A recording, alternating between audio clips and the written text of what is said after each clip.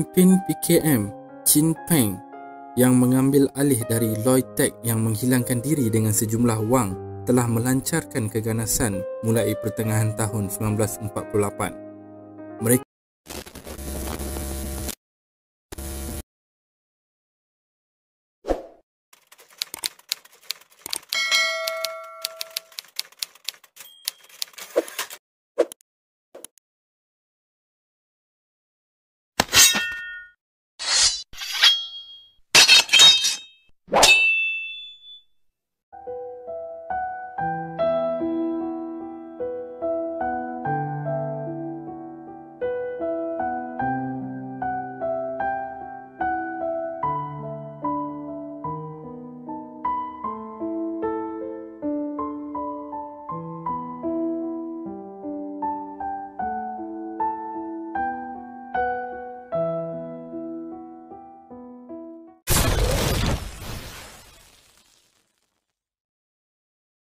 Pendudukan Jepun di Tanah Melayu pada tahun 1942 hingga 1945 telah memberi kesan kepada rakyat Tanah Melayu, di mana nasionalisme orang Tanah Melayu yang telah dipengaruhi oleh orang Jepun semasa pendudukannya telah mendorong kepada mereka supaya ingin berkerajaan sendiri. Setelah tentera Jepun menyerah diri, gerila komunis keluar dari hutan dan mengambil alih kuasa di beberapa kawasan Tanah Melayu. Namun demikian, dalam beberapa minggu pihak pentadbiran tentera British BMA telah mengambil alih kuasa bagi kerajaan British. Pada masa yang sama, Malayan People's Anti-Japanese Army MPAJA dibubarkan. Anggota-anggotanya seramai 6,800 orang telah menerima wang sebanyak $350 seorang semasa menyerah senjata api mereka. Sehubungan ini, Parti Komunis Malaya PKM cuba mendirikan sebuah negara komunis di Tanah Melayu. Dengan itu, anggota PKM mula meresapi pelbagai pertubuhan politik, belia dan kesatuan sekerja di samping bergiat cergas dalam PKM yang masih halal ketika itu. Setelah mendapat arahan dari Kuomintang dan merasakan perjuangan cara politik telah gagal, PKM mengalih corak perjuangan dengan pemberontakan senjata, iaitu sejajar dengan prinsip perjuangan Mao Zedong yang lebih yakin kepada perjuangan kekerasan bersenjata. Pemimpin PKM, Chin Peng, yang mengambil alih dari Lloyd Tech yang menghilangkan diri dengan sejumlah wang, telah melancarkan keganasan mulai pertengahan tahun 1948. Mereka membunuh pengurus-pengurus bangsa Eropah, memusnahkan pokok getah dan lombong, menyerang balai-balai polis dan anggota-anggota pasukan keselamatan. Untuk menumpuhkan ekonomi Tanah Melayu, mereka menjalankan operasi yang digelar Bumi Hangus. Setelah keadaan menjadi begitu buruk, Sir Edward Dent telah mengisytiharkan darurat di seluruh negara mulai tahun 1948. PKM juga diharamkan. Kerajaan telah mengambil beberapa langkah untuk memerangi komunis di seluruh negara. Undang-undang darurat telah diisytiharkan. Antaranya adalah termasuk parti politik yang bersifat radikal diharamkan. Sesiapa yang disyaki dengan kegiatan komunis akan ditangkap serta dibuang negeri. Hukuman bunuh dibuat untuk sesiapa yang dianggap bersubahat dengan komunis. Polis memeriksa seorang lelaki Cina untuk mengenal pasti sama ada tali barut komunis ataupun tidak. Pada masa darurat, kira-kira 40,000 tentera termasuk beberapa regimen askar Melayu telah dikerah untuk menghapuskan anasir komunis. Mereka dilengkapkan dengan peralatan kelengkapan perang seperti meriam, kapal terbang dan kapal laut. Ketenteraan British juga telah diperketatkan. Polis British dan mata-mata khas telah bertambah ke 70,000 orang. Home Guard diperkenalkan supaya lebih banyak orang yang mampu membantras komunis, iaitu sebanyak 200,000 orang. Bantuan tentera dari Commonwealth, polis khas dan perkhidmatan negara telah dibuat. Perintah berkurung telah dibuat di kawasan yang telah mempunyai pengaruh komunis. Kawasan putih dan hitam telah diperkenalkan supaya British boleh memudahkan proses mereka dalam memantras komunis. Kawasan putih adalah bermaksud kawasan tersebut telah bebas daripada anasir komunis, dan sebaliknya yang ada pada kawasan hitam. Antara semua negeri, Melaka adalah negeri yang pertama mendapat gelaran kawasan putih.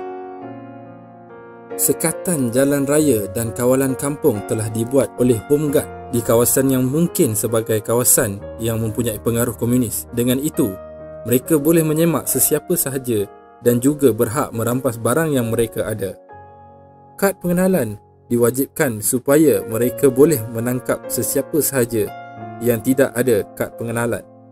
Kerajaan British telah mewajibkan semua penduduk tanah Melayu mesti membuat kad pengenalan sebaik sahaja mereka berumur 12 tahun sahaja. Oleh kerana masalah pemberontak adalah masalah dalam negeri, Polis Persekutuan Tanah Melayu diberikan tanggungjawab untuk mengawalnya. Di kemuncak kebangkitan komunis pada tahun 1950, pasukan polis dengan kekuatan 161,281 orang yang terdiri daripada 31,164 anggota polis tetap, 44,117 polis khas dan 86,000 polis bantuan merupakan pasukan keselamatan yang terbesar kerana Angkatan Tentera hanya mempunyai 10 batalion infanteri. Pasukan polis bertindak dan memainkan peranan utama dalam merancang strategi untuk menentang komunis. Pasukan polis memburu dan menghapuskan komunis di hutan, di desa dan juga di bandar. Dalam usaha menjayakan gerakan menentang komunis, cawangan khas Special Branch selaku Badan Perisikan Utama Negara telah bertindak dengan tangkas dan cekap.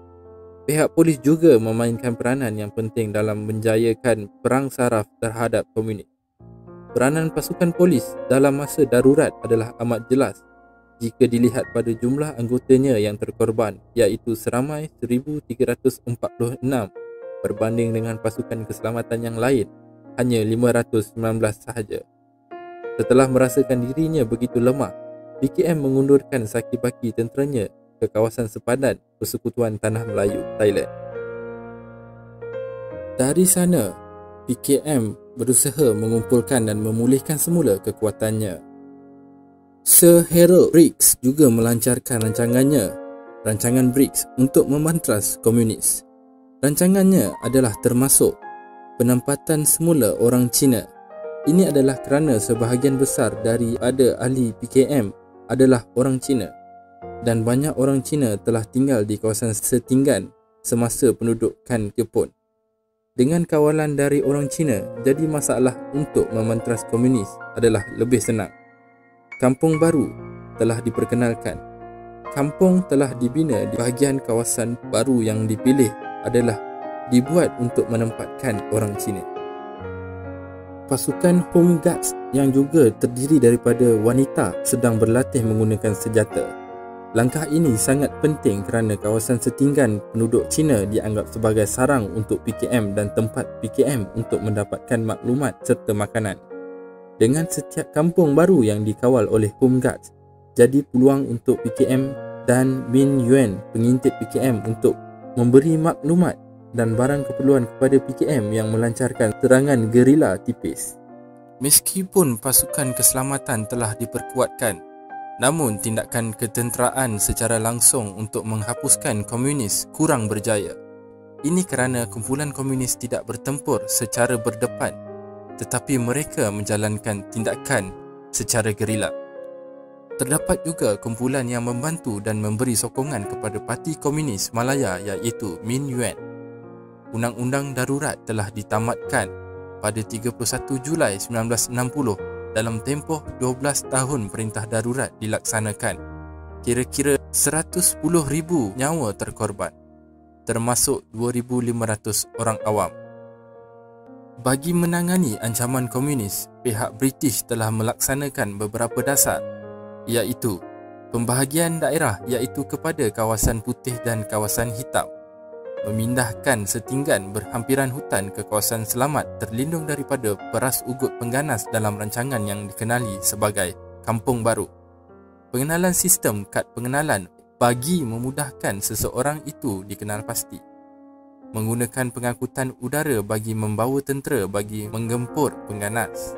memperkenalkan ISA, memberi pengampunan bagi pengganas yang menyerah melalui risalah yang disebarkan melalui unit udara, memperkenalkan sukarelawan kampung atau pengawal kampung yang bersenjata, mendirikan balai polis di kawasan yang terancam atau kawasan hitam.